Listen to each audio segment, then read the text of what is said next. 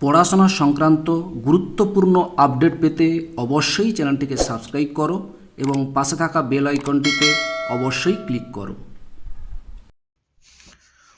Welcome to Suvendu academy. Suvendu একাডেমিতে তোমাকে স্বাগত। আজকের আমি এই ভিডিওতে আলোচনা করব প্রথম পর্যায়ক্রমিক মূল্যায়ন 2024-এর ষষ্ঠ শ্রেণীর গণিত বিষয় নিয়ে। খুবই ইম্পর্ট্যান্ট কিছু প্রশ্ন নিয়ে আজকে আলোচনা করব, সঙ্গে উত্তরগুলোও তোমাদেরকে জানাবো। ভিডিওটি প্রথম থেকে শেষ পর্যন্ত দেখো। যদি ভালো লাগে অবশ্যই একটা লাইক দিও, আর আমার চ্যানেল নতুন হলে অবশ্যই চ্যানেলটিকে সাবস্ক্রাইব করে রাখো। আমি আগে অনেকগুলো ভিডিও দিয়েছি, এখন তোমাদেরকে গণিতের সঙ্গে শেয়ার করছি। ভিডিওটি চ্যানেলটি সাবস্ক্রাইব করে রাখলে আমি পরবর্তীকালে বাংলা, ইংরেজি এবং বাকি সাবজেক্ট যেগুলো আছে, ভূগোল, পরিবেশ, সেগুলো তোমাদের সঙ্গে শেয়ার করব। চলো কথা না বাড়িয়ে শুরু করা যাক। তোমাদের অনেক সময় প্রশ্নের উপর উত্তর করতে হয়, আবার অনেক স্কুলে প্রশ্ন দিয়ে দেওয়া হয়, উত্তর করতে হয় খাতায় করে। তা এটা কিন্তু প্রশ্নের উপরেই উত্তর করতে হবে। এই স্কুলের এই প্রশ্নগুলো খুবই ইম্পর্ট্যান্ট, এগুলো তোমরা দেখে রাখতে পারো এবং বাড়িতে বসে প্র্যাকটিস করে রাখতে পারো। চলো প্রথমে তোমার নাম, রোল নাম্বার এবং ক্রমিক এবং বিভাগটা লিখে নেবে। এবং তোমরা জানো যে ষষ্ঠ শ্রেণীর প্রত্যেকটি বিষয় কিন্তু 15 নম্বর করে থাকবে। তার জন্য তোমাদের টাইম থাকবে 30 মিনিট, অর্থাৎ আধ ঘন্টার মধ্যেই তোমাকে এই প্রশ্নের উত্তরগুলো তাড়াতাড়ি করে ফেলতে হবে। প্রথম যেটা থাকবে দেখো, একের দাগের ক কি বলেছে, সঠিক উত্তরটি নির্বাচন করো। 1,11,08,41। 1,11,08,41। তুমি একক, দশক, শতক, হাজার করে আগে লিখে ফেলবে। লিখার পর এই 1,11,08,41 সংখ্যাটা বসালে উত্তরটা হবে এখানে সির দাগে এই সংখ্যাটা হবে। ঠিক আছে, 1,11,08,41। আশা করি বুঝতে পেরেছ। ব্যাস, পরের প্রশ্ন, শূন্যস্থান পূরণ করতে বলেছে। সমবাহু ত্রিভুজের ক্ষেত্রে প্রতিটি কোণের পরিমাপ ড্যাশ ডিগ্রি। তোমরা সকলেই জানো সমবাহু ত্রিভুজের প্রত্যেকটি বাহু হচ্ছে সমান। সমবাহু ত্রিভুজের প্রত্যেকটি বাহু হচ্ছে সমান, কারণ যে ত্রিভুজের 3টি বাহু সমান তাকে আমরা বলি সমবাহু ত্রিভুজ। এই জন্য সমবাহু ত্রিভুজের প্রত্যেকটি বাহু সমান, তার জন্য প্রত্যেকটি কোণও সমান। অর্থাৎ একটা ত্রিভুজের 3টি বাহুর যোগফল হচ্ছে 180 ডিগ্রি। 180কে 3 দিয়ে ভাগ করলে হবে 60 ডিগ্রি, অর্থাৎ এখানে উত্তরটা হবে 60 ডিগ্রি। পরে দেখো, 19কে রোমান সংখ্যায় লেখো। 19কে রোমান সংখ্যা লিখলে হবে এক্স আই এক্স। এক্স মানে হচ্ছে, মনে রাখবে, 10, আর আই এক্স মানে হচ্ছে 9। তাহলে এই জন্য 19 যেহেতু বলেছে 10 + 9 মানে 19, তাহলে এক্স আই এক্স। পরের সংখ্যা বলেছে কোনো জোড়ো সত্য বা মিথ্যা লেখো। সেটা সত্য না মিথ্যা সেটা লিখতে বলেছে। কোনো জোড় সংখ্যাই 3 দ্বারা বিভাজ্য নয়। এটাকে কোনো জোড় সংখ্যাই 3 দ্বারা বিভাজ্য নয়, এটা কিন্তু ঠিক নয়। এটা কিন্তু এক সত্য, 3 দ্বারা বিভাজ্য।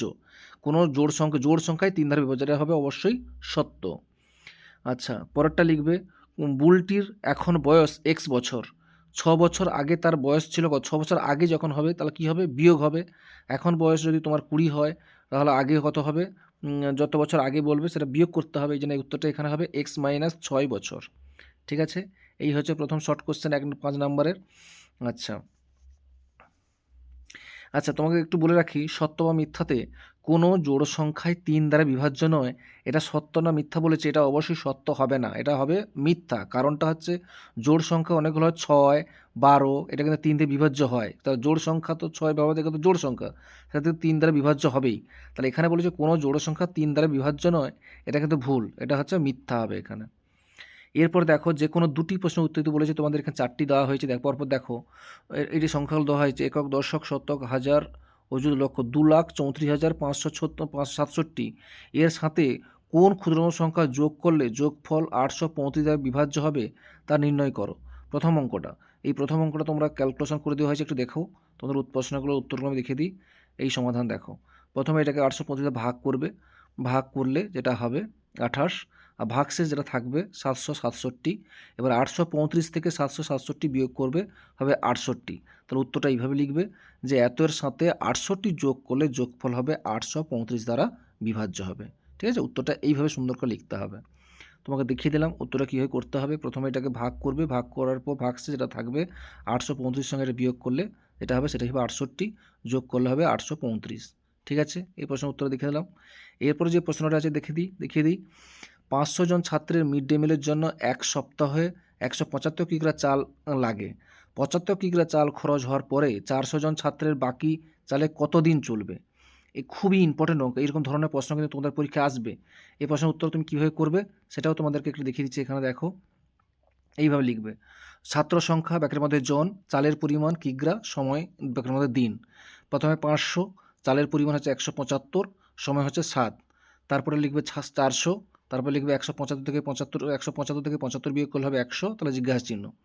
ছাত্র সংখ্যার হ্রাস পেলে একই পরিমাণ চাল বেশি দিন চলবে, সুতরাং ছাত্র সংখ্যার সঙ্গে সময়ের ব্যস্ত সম্পর্ক। আবার ছাত্র সংখ্যা একই থাকলে চালের পরিমাণ হ্রাস পেলে সময় হবে হ্রাস পাবে, সুতরাং চালের পরিমাণের সঙ্গে সময় সরল সম্পর্ক আছে। তাহলে এখানে উত্তরটা এইভাবে লিখবে, অর্থাৎ সময় সমান 500 গুণিতক 100 গুণিতক 7 ডিভাইডেড বাই 400 গুণিতক 175 দিন। কাটাকাটি করার পর উত্তরটা হবে 5 দিন। উত্তরটা লাস্টে এইভাবে লিখবে, 75 কিগ্রা চাল খরচ হওয়ার পর 400 জন ছাত্রের বাকি চালে 5 দিন চলবে। ঠিক আছে, এইভাবে এই প্রশ্নের উত্তরটা সুন্দর করে তোমরা করবে। তোমাদেরকে বলে দিলাম, এটা দেখে নাও, খুব ভালো অঙ্ক এটা একটা। অবশ্যই এই প্রশ্নের উত্তরটা তোমাকে আমি জানিয়ে দিলাম। এইভাবে প্রশ্নের উত্তরটা এইভাবে করবে। ঠিক আছে, চলে যাই পরবর্তী প্রশ্ন কী ছিল একটু দেখে নেই। এখানে পরবর্তী ছিল ছোট থেকে বড় সাজাও, তারপরটাও দেখে নাও, সরল করো। এই সরলটা এসছে, সরলটা আমরা দেখবো এবং ছোটো থেকে বড়টা দেখো। ছোট থেকে বড়টা এখানে মিশ্র ভগ্নাংশ আছে, আগে ভগ্নাংশ করে নেব। ঠিক আছে, দেখো কীভাবে করতে হবে ভগ্নাংশটা। এই প্রথমে এটাকে ভেঙে নেবে। 3 পূর্ণ 1-এর 2, 7 পূর্ণ 5-এর 9 আর 7 পূর্ণ 1-এর 5। 3 পূর্ণ 1-এর 2 মানে হচ্ছে 7-এর 2, 7 পূর্ণ 5-এর 9 মানে হচ্ছে 68/9 আর 7 পূর্ণ 1-এর 5 মানে 36/5। প্রথমে 2, 9, 5কে লসাউ করবে। লসাউ করলে হবে 90। তাহলে এখানে 90 করার পর, তাহলে এখানে 90 কততে গুণ করলে হবে সেটা দেখে নিতে হবে। প্রত্যেকটা হরে আমরা 90 করলাম, উপর নিচে গুণ করলাম। গুণ করার পর দেখতে পেয়েছি 315/90, তারপর পেয়েছি 680/90, তারপর পেয়েছি 648/90। তাহলে সবথেকে ছোটো হচ্ছে, মানে সবথেকে বড় কোনটা আছে না, 7 পূর্ণ 5-এর 9, 680 হচ্ছে।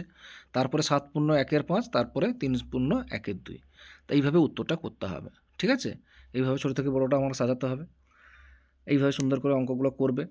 আচ্ছা, এরপরে দেখো যে সরলটা দেওয়া ছিল, সরলটাও তোমাদের দেখিয়ে দিই সমাধানটা। এই সরল, এইটা দেখে নাও, 4 গুণিতক 24। এই সরলটা পরপর করে দেখে নাও, ক্যালকুলেশন কীভাবে করা হয়েছে।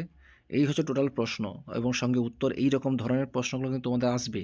ঠিক আছে, ভালো করে এই প্রশ্নগুলো প্র্যাকটিস করবে এবং কি বলবো, অবশ্যই বই ধরে ধরে, বইতে যে অঙ্কগুলো আছে বই ধরে ভালো করে প্র্যাকটিস করলে তাহলে কিন্তু ভালো নাম্বার পাবে।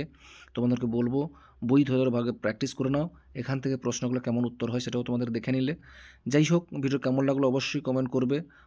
ভালো লাগলে অবশ্যই একটা লাইক দিবে এবং আমার চ্যানেলটা অবশ্যই সাবস্ক্রাইব করে রাখবে। আর পরবর্তীতে বাংলা, ইংরেজি, ভূগোল, ঠিক আছে, ইতিহাস, এগুলো নিয়ে আলোচনা করব। প্রশ্নগুলো কেমন হয়। ভালো থাকো, সুস্থ থাকো, ধন্যবাদ।